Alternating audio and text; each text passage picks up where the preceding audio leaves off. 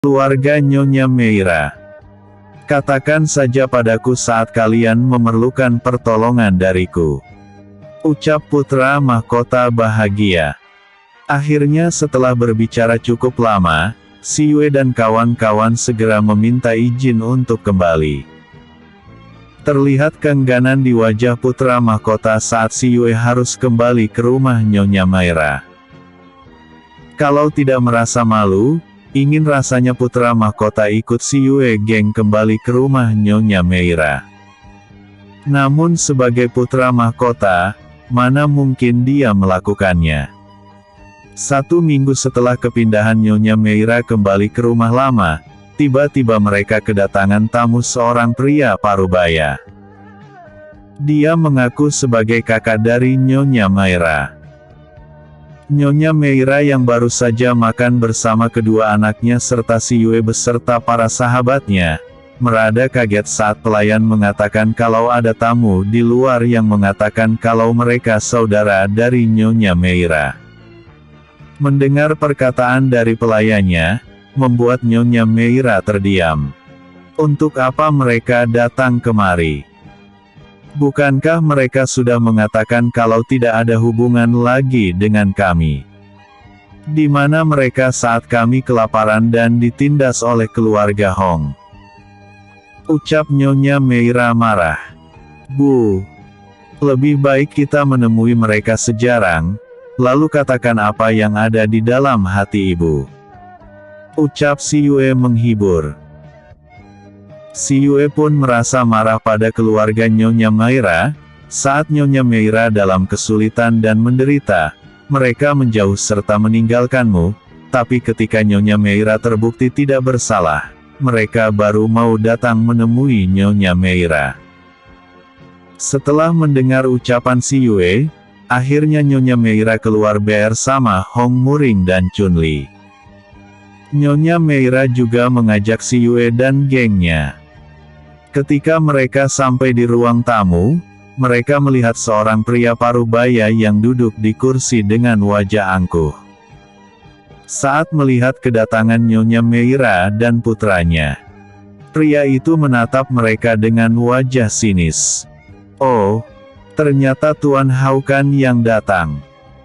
Ada keperluan apakah hingga Tuan Besar Haukan sudi datang ke rumah kecil kami?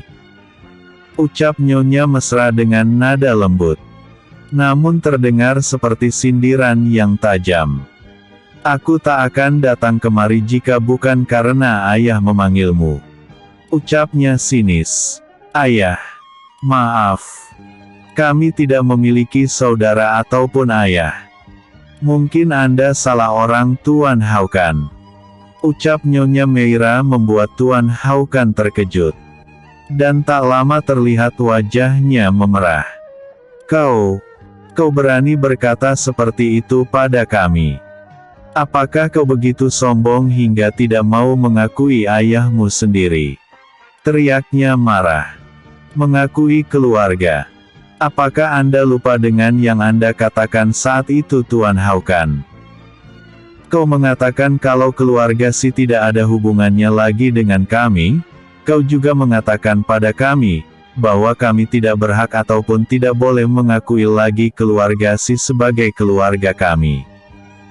Dan Anda juga berkata kalau kalian sudah menganggap kami mati. Teriak Nyonya Meira marah. Tapi bagaimanapun kalian masih keluarga Si. Teriak pria parubaya itu. Masih keluarga. Hahaha. Setelah kalian tahu kami tidak bersalah, kalian mengatakan kami masih keluarga kalian. Apa kalian tidak ingat apa yang kalian lakukan? Saat kami butuh perlindungan, di mana kalian berada, kalian mengusir kami seperti anjing jalanan yang tak dibutuhkan, jangankan menolong kami. Menatap tubuh kami pun kalian enggan. Apakah masih Anda ingat, saat istri Anda mengusir kami? Dengan tidak berperi kemanusiaan istrimu menyiram kami dengan air kotor. Ah, sudahlah Tuan Haukan.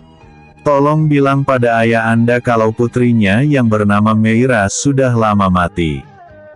Maaf. Masih ada yang harus kami lakukan, pengawal. Teriak Nyonya Meira dengan lantang. Dua pria penjaga rumah datang. Iya Nyonya. Jawab mereka serempak. Tolong antar mereka keluar. Ucap Nyonya Meira sebelum dia berbalik kembali ke dalam rumah diikuti putra-putrinya. Sedangkan si Yue masih berada di ruang tamu melihat reaksi dari saudara Nyonya Meira. Setelah melihat sang adik yang pergi meninggalkan dirinya, Tuan Si Haukan terlihat sangat marah. Meira! Teriaknya marah. Dia tiba-tiba menyerang Nyonya Meira dari jarak jauh. Untung saja si Yue melihat perbuatannya. Dengan gerakan cepat dia menolong Nyonya Meira dengan menyerang balik pria paruh baya itu. Hempasan kekuatan Tuan Haukan dan si Yue membuat meja dan kursi yang ada di depan pria itu hancur dengan ledakan yang cukup kuat, hingga penjaga yang ada di dekat Tuan Haukan terlempar agak jauh. Sedangkan Tuan Haukan sendiri juga terlempar dan menabrak dinding rumah. Untunglah dinding tidak roboh. Sedangkan si Yue sendiri berdiri dengan tenang di sebelah Pangeran Luoyi. Melihat kejadian itu tentu saja semua orang kaget. Apalagi Nyonya Meira yang menjadi target pukulan Tuan Haukan. Bagus sekali sikap Anda Tuan Haukan. Apakah seperti itu keluarga Si, hanya berani memukul orang dari belakang? Ucap si Yue sinis. Jadi kau tadi ingin membunuhku. Bagus. Apakah ini juga perintah Tuan Si Bai yang terhormat? Teriak Nyonya Meira marah. Terlihat Tuan Haukan memuntahkan seteguk darah dari mulutnya. Aku hanya ingin memberimu pelajaran. Ucapnya tergagap. Pelajaran. Kau memberiku pelajaran. Bagus. Setelah kau menyuruhku pulang dengan sikap sombongmu itu, kini kau ingin memberikan pelajaran padaku. Bagus sekali sikapmu Tuan Haukan. Seru Nyonya Meira marah. Paman. Apa yang kau lakukan? Teriak Murong marah. Untunglah Chansin segera menangkap tubuh yang ingin menghajar sang paman. Sabar Murong. Kita serahkan semuanya pada ibumu dan si Yue. Ucap Chansin menghibur Murong. Sedangkan si Yue segera menyuruh Ningsi mengobati penjaga yang terluka. Ningsi memang mulai belajar cara penyembuhan. Ternyata dia sudah memiliki dasar-dasar alkemia dan pemurnian pil ramuan. Ibu. Lebih baik kita bawa dia kembali ke rumah besar keluarga Si, dan di sana Anda bisa menanyakan, apa memang Tuan Si yang menyuruh dia menyerang Anda? Ucap si Yue dengan wajah tenang. Dan tanpa dia sadari oleh Tuan Haukan, si Yue telah menyerang pria itu di titik lumpuh tubuhnya. Hingga dia tidak bisa menggerakkan seluruh tubuhnya. Karena kini dia merasakan seluruh tubuhnya tiba-tiba mati rasa. Kenapa denganku? Kenapa tubuhku? Kenapa tubuhku lumpuh? Teriaknya panik. Nyonya Meira terlihat agak panik saat melihat sang kakak lumpuh total, namun saat melihat ketenangan pada si Yue, dia pun terdiam. Maaf ibu. Lebih baik kita membawa pria ini kembali ke rumahnya. Ucap si Yue. Mendengar ucapan si Yue, Murong segera memanggil penjaga untuk menyiapkan kereta dan membawa Tuan Haukan masuk ke dalam kereta milik dia sendiri. Tak lama terlihat dua kereta keluar dari halaman Tabib Hongdan. Sedangkan si Yue bersama para sahabat naik kuda mereka sendiri. Sejak kepindahan mereka di rumah Nyonya Meira yang lama, si Yue dan kawan-kawan membiarkan kuda mereka berada di luar. Bukan lagi di dunia teratai. Tak lama mereka sampai juga di sebuah bangunan rumah yang cukup besar. Terlihat sekali bila sang pemilik merupakan orang kaya di kota itu. Ya ampun. Ternyata orang tua Nyonya Meira orang kaya. Tapi mengapa mereka membiarkan Nyonya Meira dan kedua anaknya terlantar dan menderita? Setelah mengalami kejadian ini, aku yakin Nyonya Meira tak ingin lagi bersama keluarga yang telah membuangnya. Jika itu terjadi padaku, aku pun akan berbuat seperti dia. Ucap Chan Xin marah. Saat penjaga melihat kereta Tuan Haukan, mereka segera membuka pintu gerbang. Dan membiarkan kereta Tuan Haukan serta kereta Nyonya Meira masuk ke dalam. Begitu juga dengan si Yue Geng. Mereka juga masuk mengiringi Nyonya Meira. Saat Nyonya Meira masuk ke dalam rumah besar Yu, Chan Xin segera mengangkat Tuan Haukan bersama Hong Murong. Sedangkan si Yue, Ning Si dan Feng Sun serta Pangeran Luoyi mengawal Nyonya Meira dan Chunli. Ketika mereka masuk ke dalam rumah, terlihat para penghuninya telah menunggu mereka. Terlihat ada sepasang orang ruan yang sudah berumur, seorang pria parubaya dan dua wanita parubaya duduk di dekat pria tua itu. Ada juga 5 orang anak muda sepantaran dengan si Yue dan kawan-kawan, duduk dengan tenang bersama mereka. Chan Xin dan Murong melemparkan Tuan Hua Chan di tengah ruangan. Membuat semua orang kaget. Melihat siapa yang dilemparkan oleh kedua anak muda itu, membuat wanita parubaya yang duduk bersama dua pria muda melompat dan berlari ke arah Tuan Haukan sambil berseru. "Suamiku!" Seru wanita itu membuat semua orang yang ada di dalam sana terkejut. Mereka segera menatap pria yang teronggok dengan wajah pucat. "Haukan!" seru mereka bersamaan. Tak lama terlihat wajah Tuan Si Bai memerah karena marah. "Apa maksudmu dengan melakukan perbuatan seperti itu, Meira?" teriak Tuan Si Bai dengan marah. Seharusnya Tuan Si Bai bertanya pada putra Anda sendiri. Apa yang dia lakukan di rumahku hingga dia seperti itu? Ucap Nyonya Meira dingin. "Ayah. Mereka ingin membunuhku, ayah." teriak Tuan Haukan dengan maksud mengadu. "Membunuh? Kalau aku memang ingin membunuhmu, untuk apa aku harus membawamu kemari? Bukankah lebih baik kau kubunuh lalu mayatmu aku berikan pada anjing jalanan?" ucap Nyonya Meira sinis. "Lancang sekali mulutmu, Meira. Apakah kau lupa siapa yang kau umpat tadi?" hardik Tuan Si Bai marah. "Benar, aku mengenalnya. Dia Tuan Haukan, putra kedua dari Tuan Si Bai yang terkenal kaya itu kan?" ucap Nyonya Meira dingin. Sebenarnya si Yue ingin tertawa melihat sikap dari Nyonya Meira. "Sikap apa ini? Kau seperti bukan putri dari keluarga Si saja," hardik Tuan Si Bai marah. "Aku memang bukan Meira putri Anda. Putri Anda telah mati saat Anda telah mengusirnya dan Rak ingin melihat wajahnya lagi," ucap Nyonya Meira dingin. "Lancang sekali ucapanmu. Hanya karena kami tidak menerimamu di sini, kau sudah berani berkata kasar pada ayahmu sendiri," teriak Tuan Si Bai semakin marah.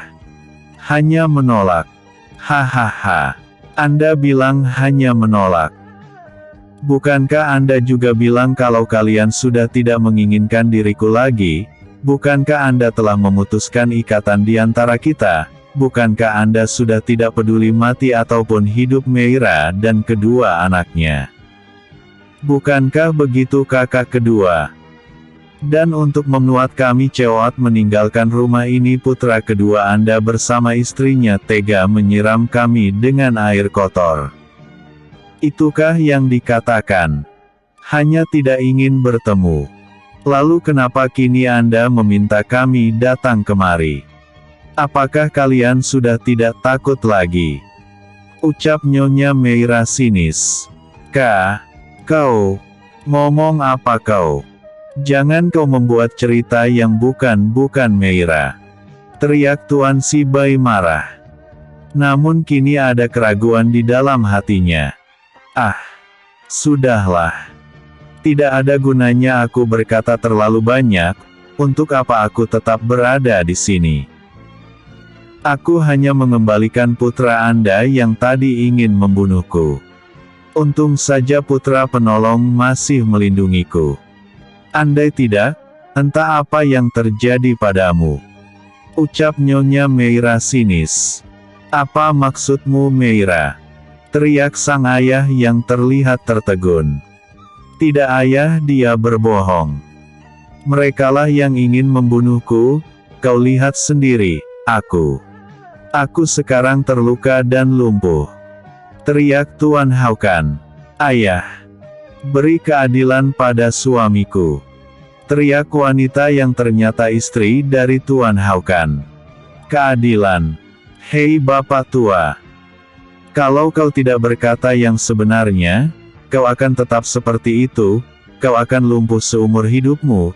Itulah ganjaran terbaik untuk seorang kakak yang berhati culas sepertimu.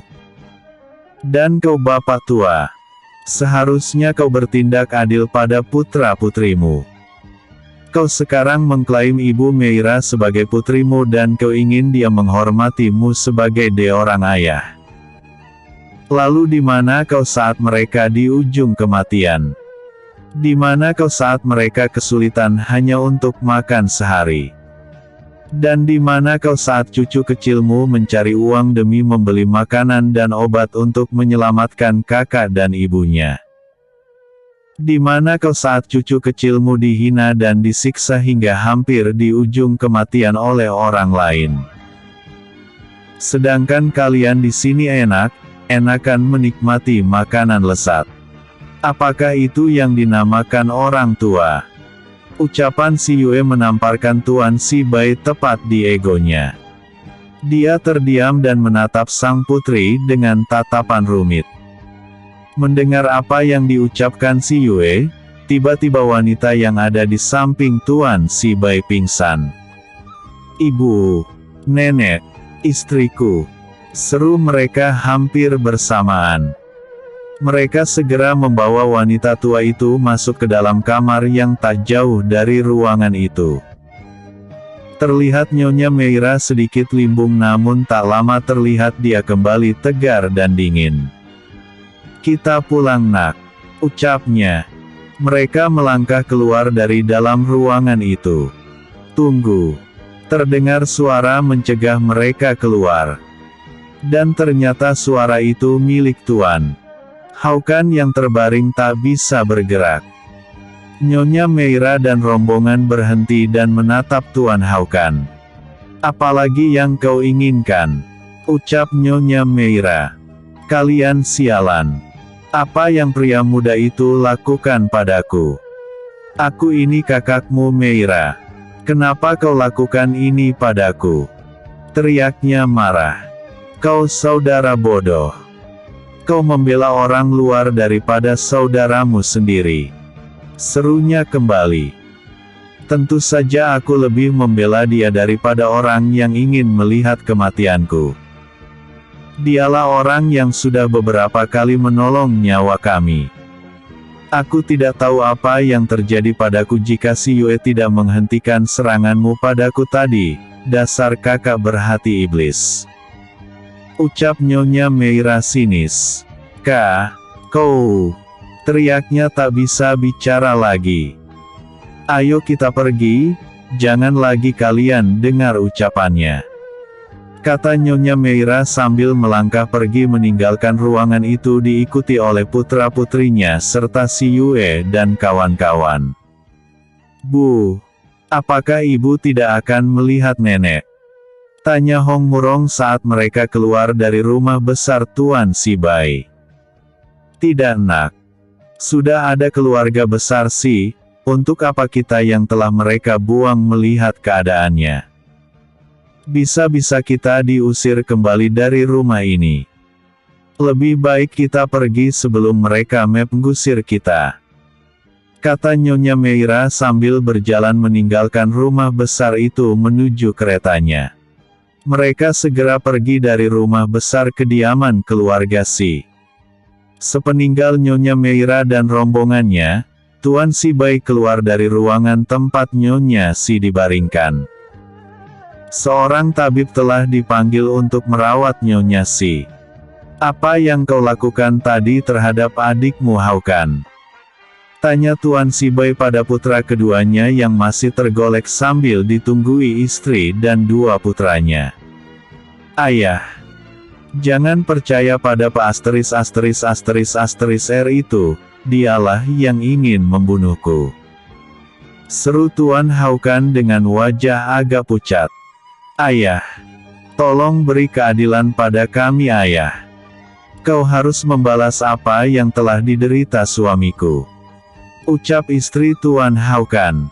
Iya kakek, dia harus menerima balasan dari kita. Seru putra pertama Tuan Haukan. Cukup. Aku sudah mendengar semua yang kalian bicarakan tadi. Kalian pikir aku tidak mendengar percakapanmu dengan Meira? Kenapa kau lakukan itu Haukan? Kenapa kau tega ingin membunuh adikmu sendiri? Ucap Tuan Haukan yang terlihat sangat kecewa dan tertekan.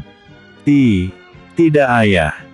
Aku tidak melakukan apapun yang Meira tuduhkan padaku. Mana mungkin aku ingin membunuh adikku sendiri.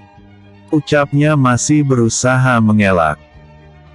Ternyata kau masih mencoba menutupi kesalahanmu. Lalu apa yang kau lakukan saat mencegah adikmu datang kemari beberapa tahun yang lalu? Apa benar yang dia katakan tadi? Ucap sang ayah. Itu tidak mungkin ayah.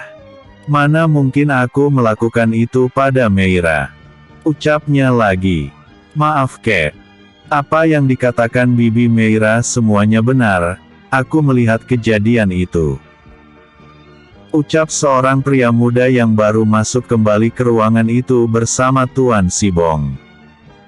Pria itu putra pertama Sibong yang bernama Si Hui. Tutup mulutmu.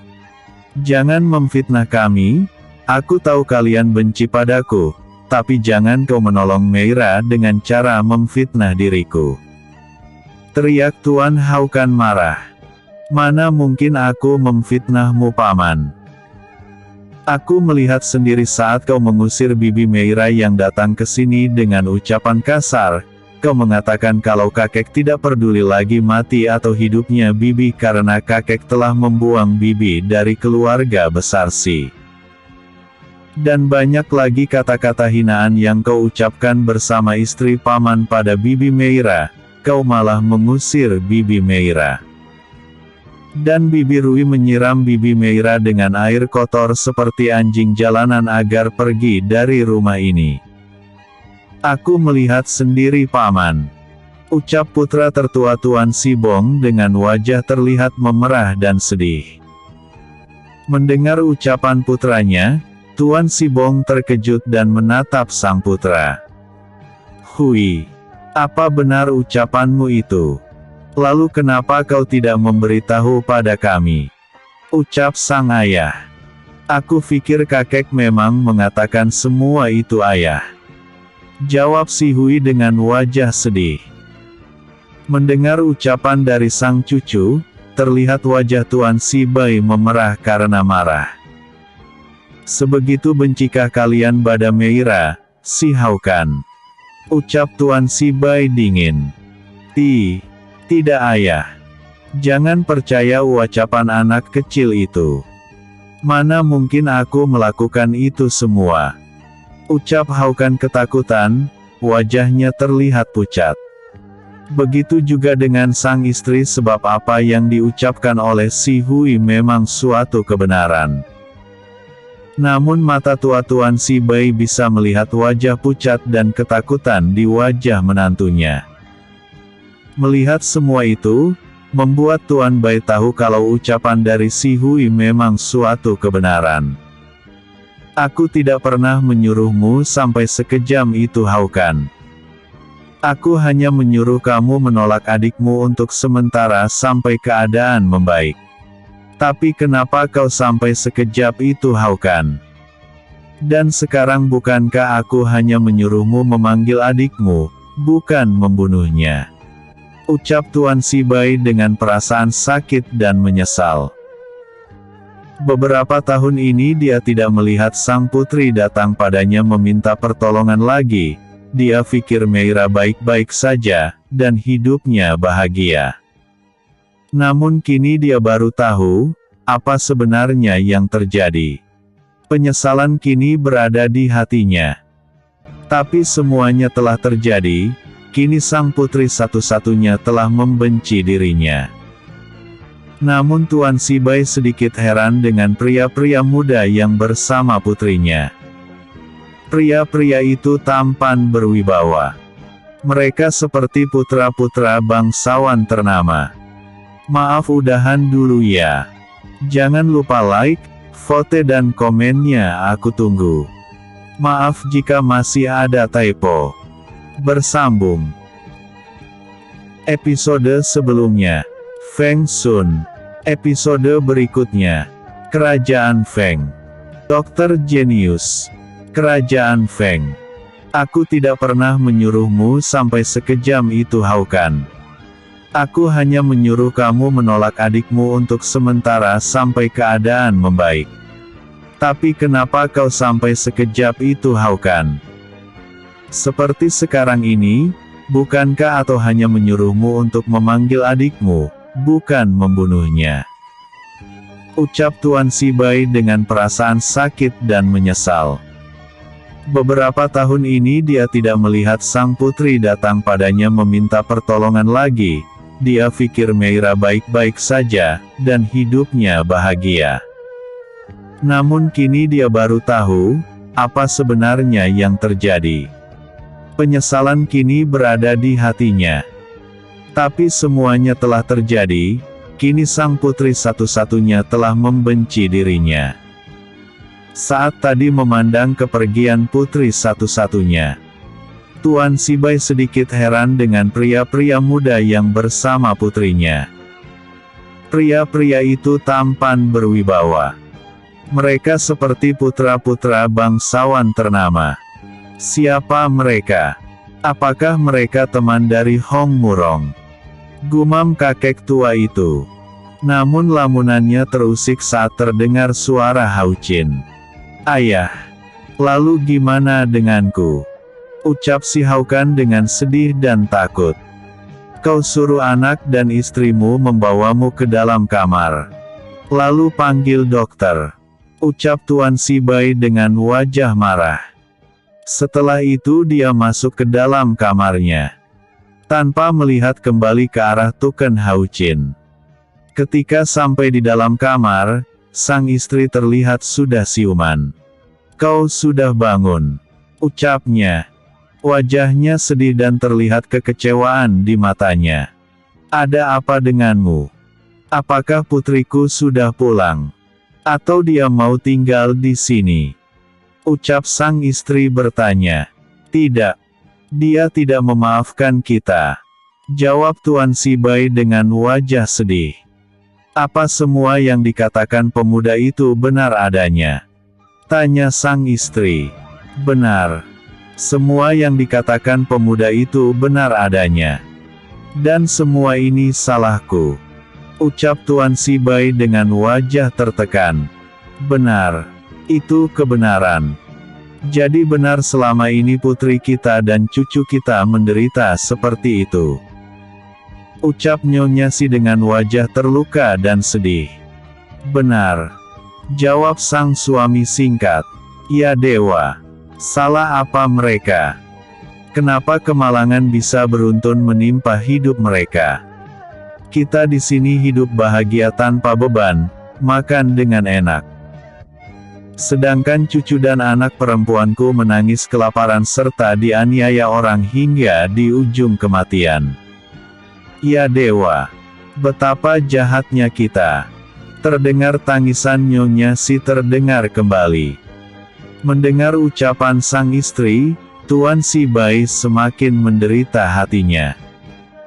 Terbayang di pikirannya, putri satu-satunya yang dia sayangi itu, teraniaya hingga di ujung kematian. Membayangkan kenyataan itu, tanpa terasa air mata jatuh di pipinya.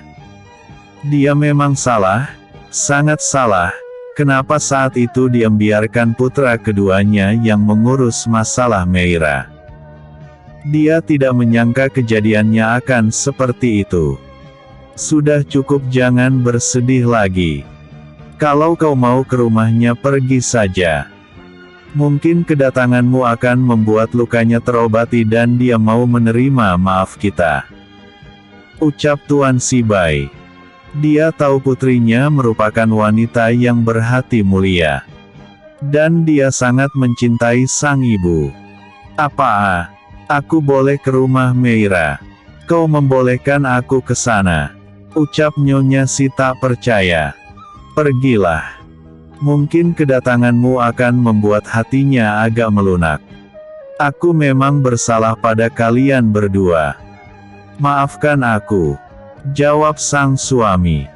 Mendengar Tuan Si Bai meminta maaf, Nyonya Si kaget. Sebab selama dia menjadi istri pria keras ini, tak pernah sekalipun dia mengucapkan kata maaf. Kau tidak ke sana juga? Tanya sang istri. Dia akan menolakku. Jawab Tuan Si Bai sadar diri. Baiklah, aku besok pagi akan ke sana bersama Cece. Tapi aku tak menjamin dia akan memaafkan kita. Ucap Nyonya Si. Cei adalah pelayan pribadi Nyonya Si. Sedangkan di kamar Tuan Haukan terlihat pria itu tergolek di atas pembaringan tak berdaya. Sudah dua-dua dokter dan tabib yang datang mencoba menyembuhkannya. Namun tidak ada seorang dokter pun yang bisa membuat pria sombong itu bisa bergerak. Brengsek. Apa yang dilakukan pria itu sampai aku tidak dapat bergerak seperti ini? Teriak Tuan Haukan marah. Sudahlah suamiku, kita cari dokter atau tabib lain yang bisa menyembuhkan dirimu. Ucap sang istri. Dasar pria keparat, akan kubunuh dia saat aku sembuh. Teriaknya marah. Itu pasti suamiku. Kita akan membunuh dan menyiksa dia. Ucap sang istri. Ternyata ucapannya membuat sang suami terhibur. Keesokan harinya Nyonya Si datang ke rumah Nyonya Meira ditemani Cece yang setia. Melihat sang ibu datang, Nyonya Meira sangat bahagia. Dia tahu Osto wanita tua itu ikut menderita. Sudah beberapa tahun ini mereka memang tidak bertemu. Begitu juga dengan Murong dan Chunli. Mereka menyambut kedatangan sang nenek dengan wajah bahagia. Mereka tahu kalau Nenek So sangat mencintai mereka. Mereka juga mengenalkan si Yue Geng pada sang nenek sebagai penolong yang menyelamatkan hidup mereka.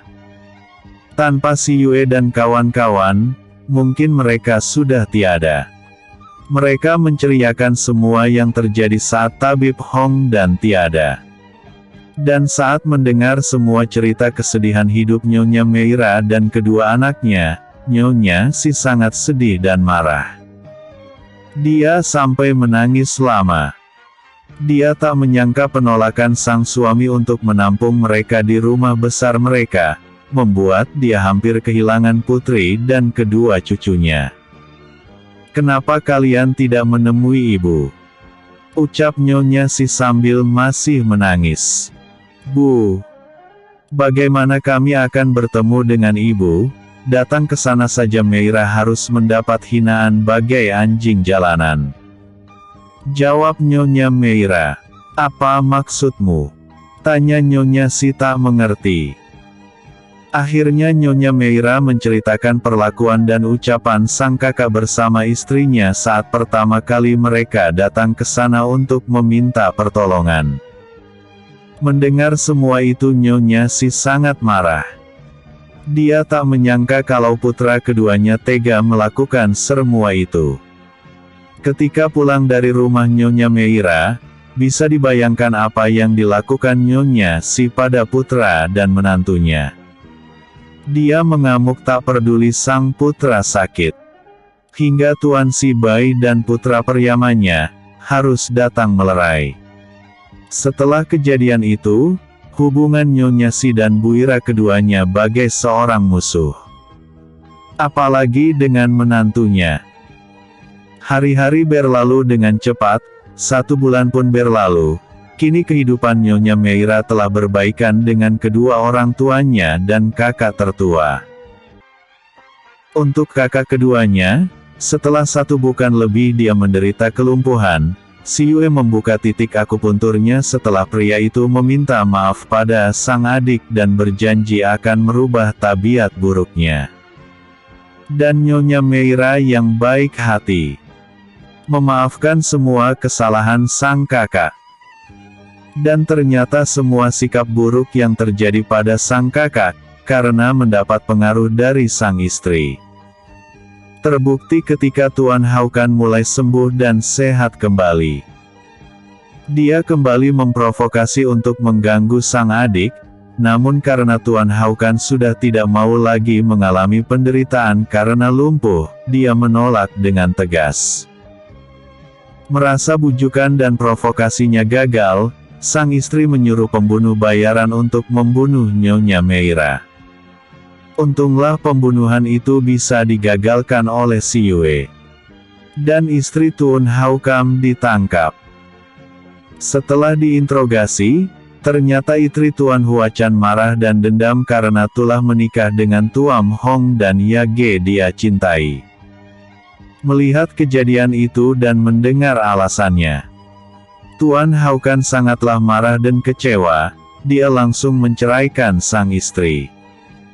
Setelah kejadian itu kehidupan keluarga Nyonya Meira baik kembali.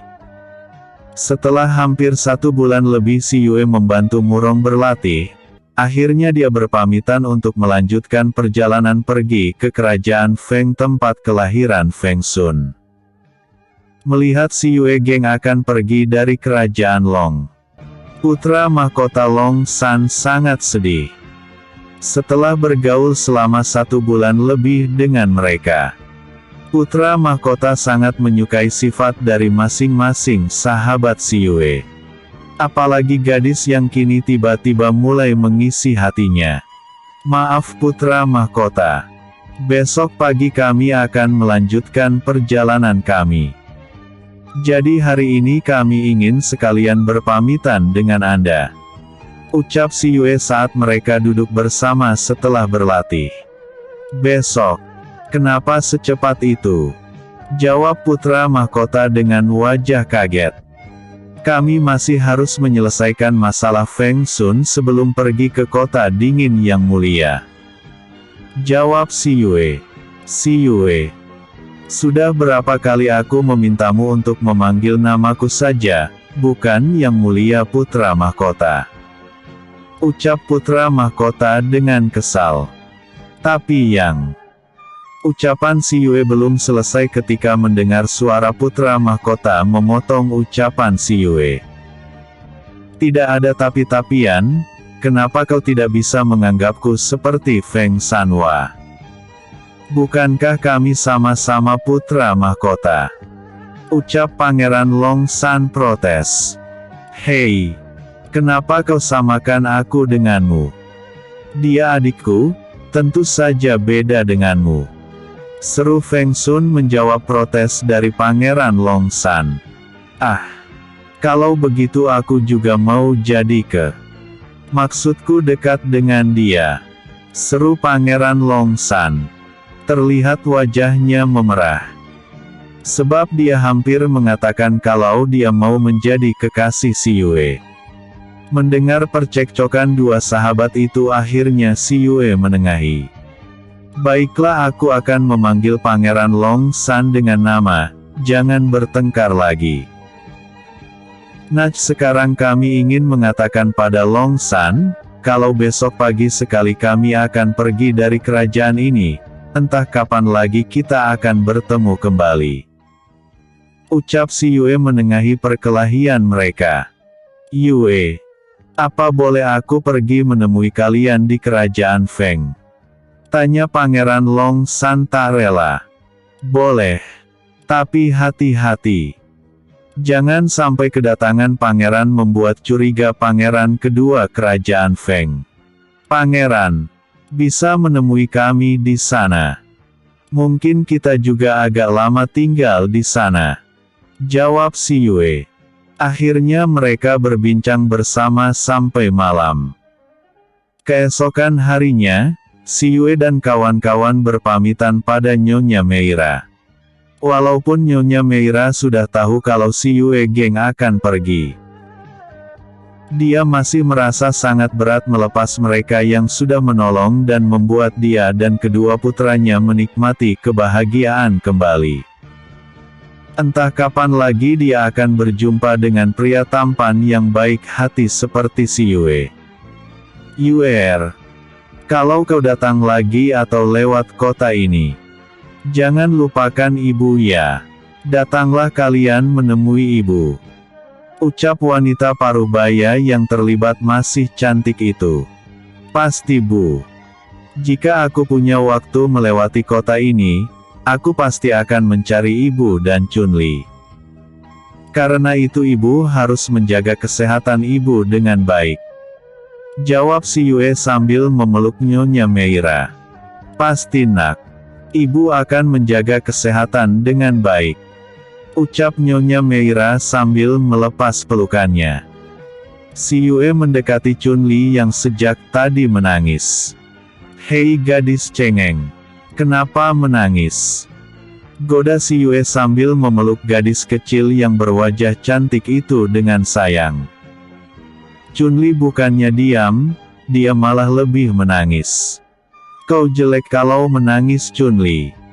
Goda kembali si Yue. Kak, boleh Chunli ikut kakak? Ucapnya tiba-tiba membuat semua orang kaget. Hahaha. Mana mungkin sayang. Kau masih kecil, dan kakakmu perlu bantuanmu untuk menjaga ibu. Bukankah kau sudah memiliki dasar ilmu pengobatan dari kakak, jadi kau bisa masuk ke dalam perguruan cadas perak untuk lebih menekuni ilmu pengobatan? Kata si Yue lembut. Mendengar ucapan si Yue, Chunli terdiam sejenak, tak lama dia berucap. Baiklah kak. Aku akan giat belajar agar pandai seperti kakak. Setelah itu aku akan berkelana mencari kakak. Ucap Chunli. Lalu siapa yang akan menjaga ibumu? Tanya si Yue. Aku yakin saat aku sudah sejenius kakak, Gege Murong pasti sudah memiliki istri, dan aku bisa meninggalkan ibu dengannya. Ucap Chunli tenang. Hei mana bisa. Siapa tahu Gege salah satu yang akan terpilih menjadi murid perguruan alan atas 1 tahun lagi. Seru sang kakak kesal. Mendengar pertengkaran mereka. Akhirnya sang ibu melerai pertengkaran itu. Tak lama terlihat 5 kuda keluar dari pekarangan rumah Nyonya Meira. Putra mahkota hanya bisa menatap si Yue dari kejauhan. Dia tak bisa merelakan gadis cantik yang telah mengisi sebagian hatinya itu pergi. Tapi dia masih punya harapan untuk bertemu dengannya. Bukankah mereka akan berada di kerajaan Feng untuk membantu sang sahabat membersihkan namanya? Sedangkan si Yue dan kawan-kawan segera memacu kudanya menuju kerajaan Feng. Mereka memacu kuda dengan cepat tanpa henti. Kuda-kuda mereka yang memang hidup dan makan rumput dan daun dari dunia teratai, membuat kekuatan kuda-kuda itu tidak dapat dibandingkan dengan kuda biasa. Kekuatan otot dan tulang mereka sudah terpengaruh dengan ki dan air yang ada di dunia teratai. Mereka menunggang kuda dengan cepat. Mereka hanya akan melambatkan laju kuda mereka saat mereka berada di sebuah desa atau kota yang mereka lewati. Perjalanan mereka menjadi pusat perhatian para penduduk kota yang mereka lewati. Kegagahan kuda mereka ataupun ketampanan dan kehalusan tubuh mereka sangat menggoda mata para penduduk yang berpapasan dengan mereka. Chansin yang dulunya gendut berlebihan, kini sudah terlihat gagah dan tampan, walaupun masih kalah dengan tubuh sahabat yang lain yang memiliki tubuh ideal. Semua itu dikarenakan dia tidak bisa menahan perasaan selalu ingin menghabiskan makanan yang masuk ke tubuhnya jika si Yue memasak. Dialah orang nomor 1 yang akan menghabiskan makanan yang dibuat si Yue. Terkadang dia akan merebut bagian si Yue saat matahari sudah berada di tengah-tengah. Kalau zaman sekarang jam 12 siang kali, mereka sudah berada di gerbang kerajaan Feng. Mereka memilih untuk beristirahat terlebih dahulu. Feng, kau harus menyamar. Aku takut wajahmu dikenali oleh musuhmu, kata si Yue. Menyamar? Bagaimana caranya? Kata Feng Sun tak tahu. Tenang. Aku akan membuat kau tak dikenali oleh mereka, jawab si Yue. Dia segera mencari peralatan penyamaran dan make up dari dalam ruang teratainya. Setelah itu dia mulai merias wajah tampan Feng Sun. Tak berapa lama di depan mereka telah berdiri pria gagah dengan sedikit cambang dan kumis di wajahnya. Dan kini wajah Feng Sun sudah tidak dapat dikenali lagi. Namun, ketampanannya hanya sedikit berkurang. Feng, kau benar-benar berubah, tidak ada lagi wajah Feng Sun, seru Chansin dengan kagum. Yue, kau pandai sekali mengubah wajah seseorang dengan riasanmu, ucap Ningxi. Si Yue hanya tersenyum mendengar pujian dari sahabatnya. Ya sudah, ayo kita masuk ke kota kerajaan Feng, ucap si Yue. Mereka pun segera mengarahkan kuda mereka masuk ke dalam kota kerajaan Feng. Terlihat kerajaan Feng sangatlah ramai. Si Yue menatap wajah Feng Sun yang terlihat penuh kesedihan, walaupun tertutup dengan riasan wajah penyamarannya. Sabar Feng. Kami ada bersamamu, kau harus kuat. Kau adalah sahabat kami, saudara kami akan membuat nama baikmu kembali, itu janjiku sahabatku, ucap si Yue sambil menepuk pelan bahu Feng Sun yang berada di sisinya.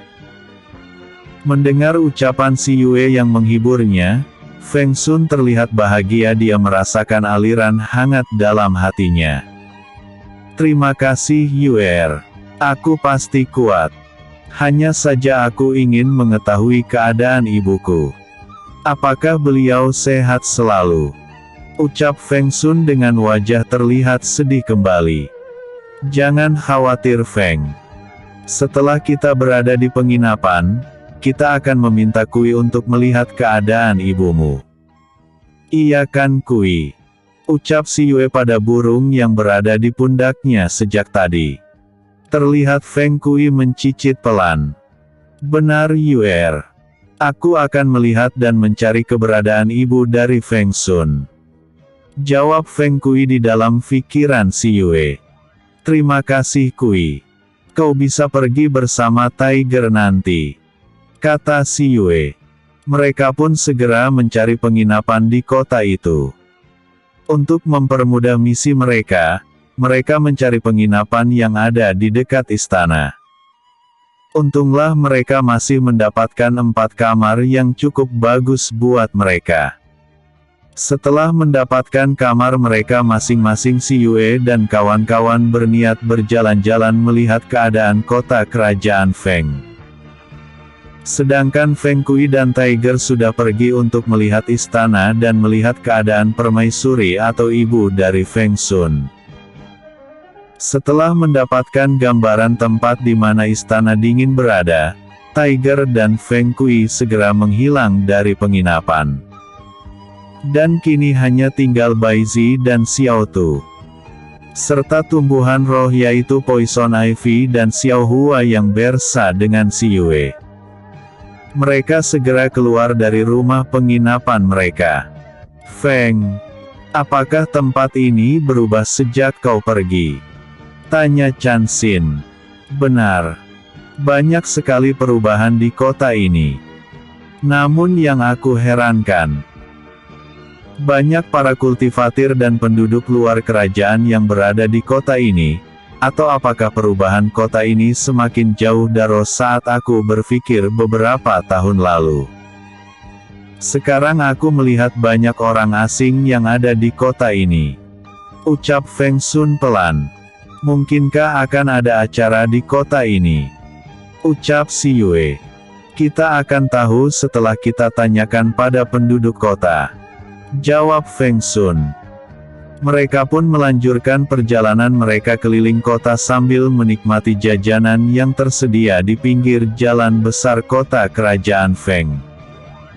Ketika mereka sedang membeli kue bakpao isi daging, ternyata tak butuh bertanya, mereka mendapat jawaban dari rasa penasaran mereka. Saat si penjual bakpao melihat mereka, dia bertanya dengan ramah. Apakah kalian peserta turnamen? Tanya penjual bakpao dengan bibir tersenyum ramah. Turnamen? Tidak pamana. Kami hanya ingin melihat keindahan kota kerajaan Feng ini saja. Jawab Chan Xin sambil tersenyum. Memangnya kapan turnamen itu diadakan paman?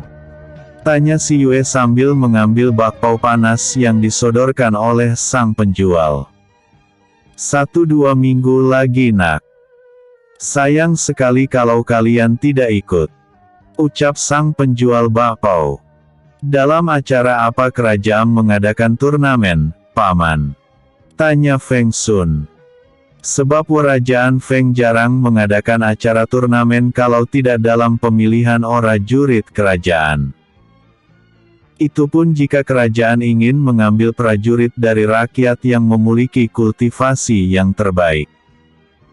Sebab prajurit banyak diambil dari sekte Taoak Suci, yang memang sudah disiapkan untuk prajurit kerajaan Feng. Terkadang kerajaan Long juga memilih murid dari sekte Tapak Suci untuk prajurit mereka. Ini pemilihan prajurit untuk pengawal calon putra mahkota untuk merayakan pengangkatan Pangeran Feng Kenru sebagai putra mahkota. Jawab paman penjual bakpao. Mendengar ucapan dari si penjual, terlihat wajah Feng Sun sempat terlihat heran. Namun itu hanya sebentar, tak lama wajahnya kembali seperti semula. Jadi Oangetan Kenru belum menjadi putra mahkota. Kata Feng Sun dengan wajah tenang. Belum nak. Setelah kejadian yang terjadi pada putra mahkota Feng Sanma, Raja belum mengangkat pangeran manapun untuk menggantikan putra mahkota Sanma. Jawab penjual bakpao. Memangnya kapan pengangkatan Pangeran Kenru sebagai putra mahkota dilaksanakan paman? Tanya si Yue lagi. Entahlah nak. Bapak juga tidak tahu. Mungkin pada saat turnamen berakhir. Jawab penjual kue. Apakah kalian bukan penduduk sini? Tanya paman itu lagi. Maaf bukan paman. Kami berasal dari kerajaan Monsi. Kita singgah sebentar sebelum melanjutkan perjalanan kami. Jawab si Yue. Kenapa kalian tidak tinggal sebentar di kota kami untuk melihat turnamen itu? Atau ikut berpartisipasi di dalamnya? Aku melihat kalau kalian juga seorang kultivator. Ucap pria parubaya sambil menatap mereka sekilas. Kami hanya bisa sedikit ilmu bela diri paman. Kami tidak berani mengikuti turnamen itu. Jawab si Yue. Kalian terlalu merendah anak muda. Jawab si paman. Baiklah kami akan mempertimbangkan saran paman, kami akan mencoba melihat turnamen itu. Tapi apakah boleh orang luar melihatnya paman? Tanya si Yue. Tentu saja boleh. Sebab turnamen dilakukan di alun-alun kota. Agar rakyat bisa melihatnya, serta boleh mengikutinya. Lanjut paman penjual bakpao.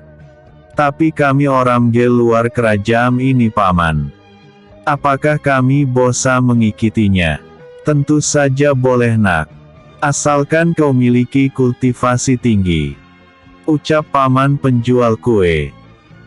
Setelah membeli beberapa buah lagi bakpao, mereka segera melanjutkan langkah mereka melihat keadaan kota kerajaan Feng. Sepanjang perjalanan mereka menjadi pusat perhatian para penduduk kota kerajaan Feng. Ketika mereka berjalan di dekat pintu gerbang istana, terlihat beberapa pengawal keluar dari pintu gerbang. Tak berapa lama terlihat pria muda sedang mengendarai kuda hitam besar keluar dari istana bersama beberapa pengawal. Pria itu terlihat gagah dan tampan. Dia memiliki wajah hampir mirip dengan Feng Sun. Haya terlibat agak muda dan wajahnya tidak sedingin Feng Sun. Pria itu seumuran dengan Pangeran Luoyi. Pangeran ketiga Feng Bao. Ucap Feng Sun yang berada di dekat si Yue. Si Yue sekarang sedang diapit dua sahabatnya Feng Sun di sebelah kiri sedangkan Pangeran Luoyi berada di sebelah kanan si Yue. Dua-duanya bagai pilar tampan yang melindungi ketampanan yang lebih kecil dari keduanya. Dia adikmu? Tanya si Yue pelan. Benar. Dia adik satu ibu denganku. Pria yang tidak terlalu ambisi, gagah, tampan dan baik hati. Jika aku boleh memilih dialah yang lebih cocok menjadi seorang raja. Dia tegas dan baik hati. Kata Feng Sun lembut. Lalu Pangeran Kenru besa ibu? Tanya Pangeran Luoyi. Dia putra selir agung. Wataknya beda dengan sang ibu. Selir agung sangat baik dan rendah hati. Jawab Feng Sun lagi. Mereka melihat Pangeran Feng Bao berjalan ke arah mereka yang sedang berdiri berjajar di pinggir jalan. Mereka berdiri bersama para penduduk yang berada di pinggir jalan sambil memberi hormat. Udah dulu. Aku lanjut besok ya. Maaf jika masih ada typonya.